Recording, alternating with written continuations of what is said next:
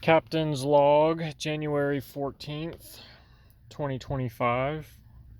All right, so I think I have a potential buyer to come pick up the old go-kart, and I agreed I would sell the whole thing, electronics, plumbing, pumps, fuel tanks, the whole shebang, which puts me in a difficult spot because I was actually planning on using the ignition box and the coil, a coil for the afterburner on the new cart.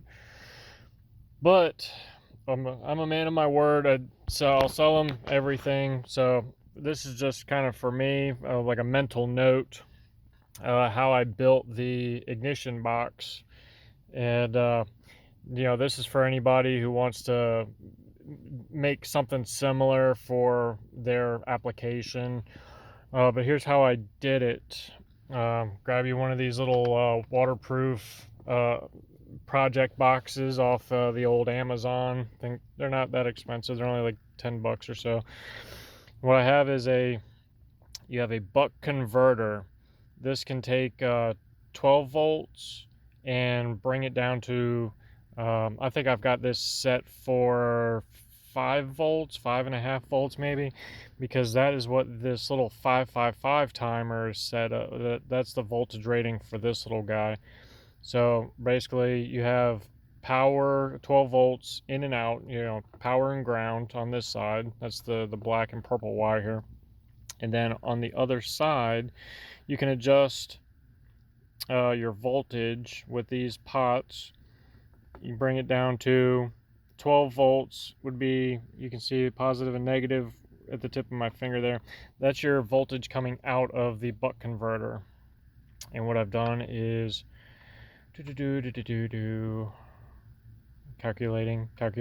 Okay, so that 5.5 volts, whatever, that goes through the red and black wires, goes to the 555 timer. Now these little pots here, that adjust the frequency of the pulses coming out of the 555 timer. So that's what gives it that like this distinct, pop every second or so at the spark plug. There's two pots. I think one, if I remember correctly, one adjusts your frequency, or and the other one is like a duty cycle. Correct me if I'm wrong, which I probably am. I'm going off of memory. Anyway, anywho's, so it puts out that signal in this little white wire here. And this is, if you want to know, just one of those pulse width modulation PWM connectors, like a servo connector.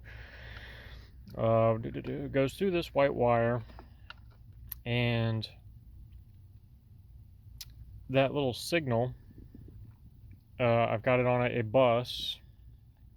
It divides it up into these 3 blue wires. Now, those little blue wires they go to the trigger on the coils. Coils are going to have their own separate 12 volt supply, which I believe I was putting in through this connector here. That was 12 volt in, and then a ground. They have their own separate ground from the power box itself.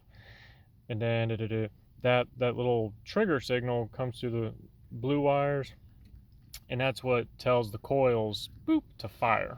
That's how this little system works. So basically, I've got to build another one of these. This will have to be about the same, but I only need one coil to fire off that afterburner. But that's a little bit of info for anybody wondering how I built that ignition box.